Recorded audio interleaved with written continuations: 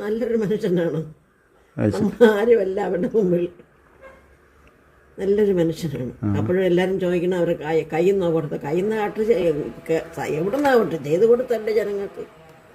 എത്ര ജനങ്ങൾ പാലം വണ്ടി പോകുന്നത്. നിങ്ങൾ മാറിയില്ലല്ലോ, നിങ്ങൾ മാറാത്തൊന്നല്ല, ഞാൻ മാറില്ല മരിക്കുന്നവരെ. ഇത്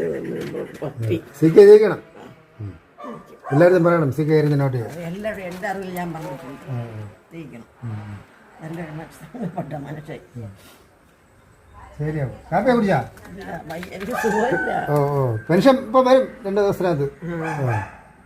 സുഖമില്ലാതെ കിടക്കുന്ന കാപ്പി ഒന്നും കുടിച്ചില്ല. എനിക്ക് ഷോക്ക് വന്നതിന് ശേഷം കൈകാലെല്ലാം വിറയലും. ഏതായാലും ഞാൻ എത്ര വയ്യെങ്കിലും ഓട്ടട ഞാൻ പോകും.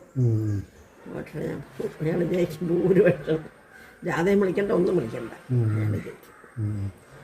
എനിക്ക് വിശ്വാസമാണ്, നല്ല മനുഷ്യനാണ്.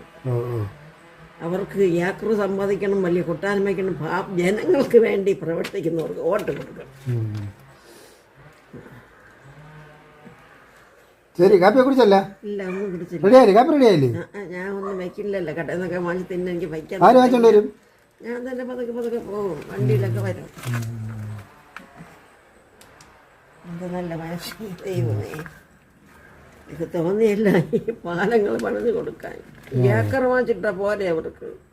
എന്ത് ജനങ്ങൾ ഇവർക്ക് വേണ്ടി കരയണത്. ഒരു കാണിക്കാർജി എൻ്റെ അടുത്ത് പറയണ ഇത് ഞങ്ങൾ തങ്കപ്പെട്ടത് കാണപ്പെട്ട ദൈവം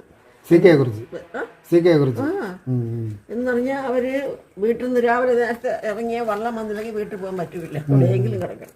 ഇപ്പൊ 3 ബസ് വിട്ടിരിക്കുന്നു ഇയാള്. നാലായി. കോട്ടയം ബസ്. ആയിരിക്കട്ടെ, നല്ല ആയുസ്സും ആരോഗ്യത്തോടെ ഇരിക്കട്ടെ.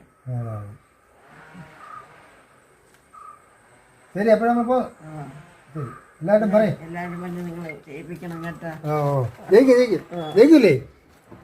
ഒരു വർഷം ഞാൻ വിളിക്കണ്ട, ഒരു വർഷം ഞങ്ങൾക്ക് ജയിച്ചു കഴിഞ്ഞു.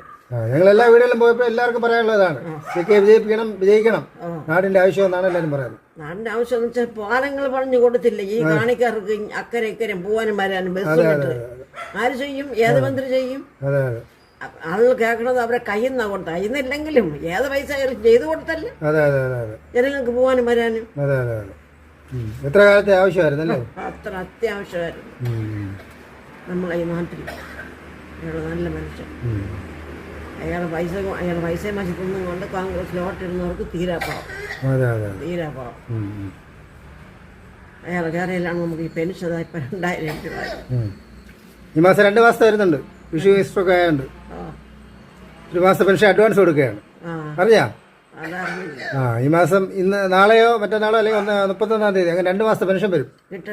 സന്തോഷമായില്ലേ? ഒരു പൈസ പോലും ഇല്ലായിരിക്കണം. ഞാൻ കാത്തിരിക്കണം, ദൈവത്തോട് പ്രാർത്ഥിക്കണം. നല്ല മനസ്സോടെ പൈസ ഇട്ട് തരണേ. പാവപ്പെട്ട നമുക്ക് ഒരു ഗതിയും ഇല്ല. അതുകൊണ്ടാണ് നമ്മൾ ജീവിക്കണം. ജോലിക്ക് പോകാൻ പറ്റില്ല, 2 വർഷമായി ജോലിക്ക് പോയിട്ട്.